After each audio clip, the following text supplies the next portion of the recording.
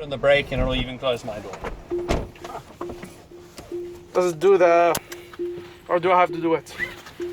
No, you gotta put I have your to do own the belt. seatbelt on. So your seatbelt's around your shoulder there, just on the seat. Yeah. And then what I'm gonna do is show you, this is the navigation side of it. And obviously this is our smartphone application that we're showcasing some of the technology that we're doing. See how it's seeing the tree ahead and the vehicle ahead, and this is the big screen, which is just really handy. Yeah, it's too big. I thought there would be a 360 around the vehicle. So it's using cameras and ultrasonic sensors to detect everything around it, and it's using a forward-facing radar as well. So as we drive along this route, yeah, look at the... Oh wow, yeah. The window is just... Not very many blind spots in the front. No. And No. I mean, even in the back, you can look up. It's quite crazy. Wow, that's amazing. So when we drive over here, This is the first intersection that have a... not this one, the next one. So what I can do now is I can go into autonomous driving. So I double click on the steering, but the problem is, you see how we're driving now autonomous? It doesn't know that traffic light's red, so it would just blast straight through. Oh, it have to be connected to the controller. So it's not, the cars don't have that functionality in them yet. Okay. They're designed for the highway driving. They're not designed for these arterial roads yet. They got all the hardware to do it, but it's all about software. So they haven't created all the software yet capable of driving through all of these. Now, we know what the cars can and can't do. So what we're doing is we're saying this is the information that they're lacking, which is the information from the actual traffic signal controllers and from school zones and work zones. What are the speeds? Because all of that's not visible all of the time. What if there's a pedestrian walking in front of the vehicle? Will it detect it? It will detect the pedestrian walking across and stop the vehicle if it detects that there's actually an impact, or to warn you. Yeah. Okay. Yeah, like if you're gonna approach it in time for it to actually. Yeah. So what we're doing is we actually connecting our app to the crosswalks. So when someone goes across a crosswalk, you'll get an alert, and also anyone that's running our smartphone application will also get an alert when there's a pedestrian who's walking ahead with our app open, or a cyclist. So if we Very cool. detect an impact between the two people, you're going to get that alert. Okay. Interesting. So that's where we are doing the BitSafe. We are doing the BitSafe project.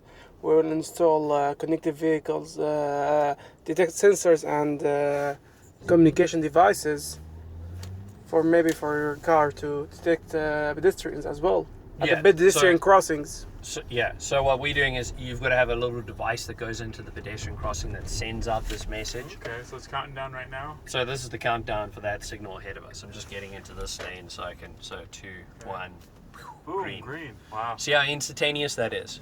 Yeah. Yeah, they told us there's a 250 millisecond delay between the traffic controller and... There is about a 250 millisecond delay, but you can't actually physically see that with your eyes.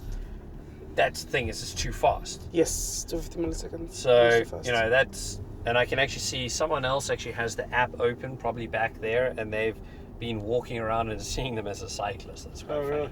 Nice. So I'm going to turn around over here and come back at that intersection. So the whole idea behind this is to try and add another layer of safety that you can do. Yeah, it's all just nice big touchscreen. Yeah, I mean, it's not going to there exactly. Yeah, if you press on the center. Okay. So what we're doing is, showcasing all of this technology. But the great thing is with this, you can get every car equipped with connected vehicle technology because it's just a smartphone app. Yeah, right. Mm-hmm. You don't need to have some special sensor or device in the it's just these cars all cut the corner here. Yeah. So one of the things you'll notice is the acceleration in this car. It's a Tesla. That's what's amazing about it. That's awesome. So I'm going to basically... I do remember that they were discussing that Tesla's still using Mercedes-based motors, right? No, Mercedes-Benz was using Tesla motors Oh, the other way around. Yeah. Okay. for their electric vehicles. So it's giving the. And this is the other Now, intersection. Now on the public-facing, on the public-facing app, it won't actually show you it'll say 10 plus seconds. Okay. Or 5+ seconds. I'm just showing you guys the diagnostic user interface just because. Get ready for green. Oh, that's nice. And guess what? The traffic light changes Get green. ready for green. So people can look up at their phones at that point, right? Exactly. So it's to stop people from using their phones. Exactly. So now it's going to connect to the next signal ahead. And what I'm going to do is show you what red light running would be.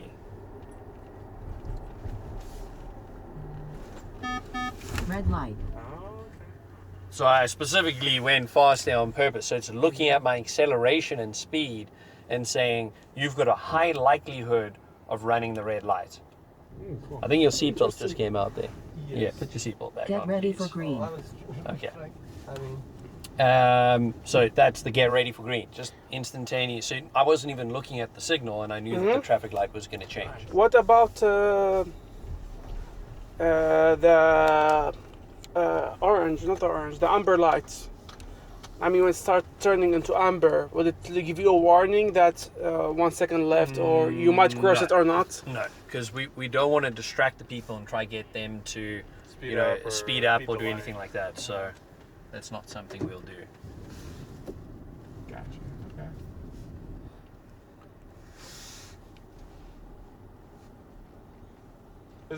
Is this the same app that is wanting to like tell you like what speed you should travel to go through the green band, or is this a? No, we've talked about doing that, but we've of the feeling that we want to basically just provide people with the information in terms of when the traffic lights are going to change. Because to be honest with you, Get ready for green. no one's going to be doing that. They're all going to be, see how the light just changes? No one's actually going to run this as the main app. No. Right. They're going to be connected to Waze or whatever they want to use. So we can go in here and open up Waze and drive how I normally drive. Okay. So I normally drive with Waze open, and when I'm stopped at the traffic signal, what is it going to do? So then what happens is you end up becoming a distracted driver, and you're talking to people and doing all the things that you normally do, and people on Facebook and I say that, but everybody does it. Oh, you look around at any stoplight and you just see everyone looking down, and they're not. They're all looking staring at down the and they're right doing view. whatever they're doing, exactly. and you're going, okay, well, and then people honk their horn because yeah. no one's Get ready driving, for green. and this just says get ready for green, and guess what? The light goes green That's cool. Wow. automatically. And this is now, I just want to show you the visual aspect of this. This is now a virtual school zone that we've set up here. Okay. Speeding in school zone. Oh, nice. So every single school zone that's active, Yeah. Speeding in school Like you zone. can make it by time of day. it works Or- only when the beacons are on. Oh, you have it connected to the. Okay. So cool. it's connected Yeah. to the beacons. Yeah, When the yeah. beacons are on, and you can see here, it's a 15-mile speed limit when the beacons are on. Nice. Okay. Interesting. it's connected and it talks to this Yeah, through the app. through the app and through the Bluetooth in the car. So Okay. you can have the phone in your pocket, and it's still going to work. So you can just drive as if you were driving, and when someone phones you, it just automatically comes through on your Bluetooth in your car.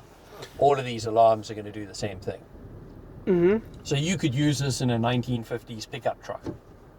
So the autonomous driver, okay, now the autonomous driver application will detect these intersections?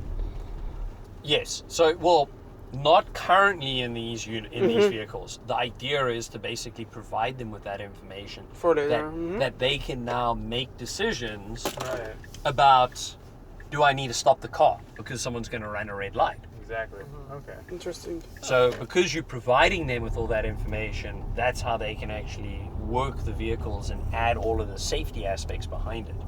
Gotcha. Okay. Mhm. Yeah, that's cool. And has this app been integrated with? I mean, how many signals or intersections has it been integrated with, or it's still working on? We're working on about 600 different devices at the moment. Oh my. So That's- we've got pretty much more than the US DOT has deployed in their test pilots, just by a little applied information. Is there any focus in Orlando, or is it just kind of all over? We different busy working on situations. a whole bunch of things Yeah. in Orlando as well to get them, you Cool. know, deployed with all of this technology. Very neat. Very nice. Now open the doors. Wow, All right. that's just amazing. It's pretty cool. Very cool. I appreciate your time. Thank you, boss.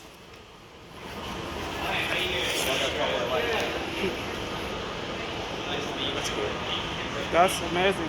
Yeah, I didn't thought that Thomas drivers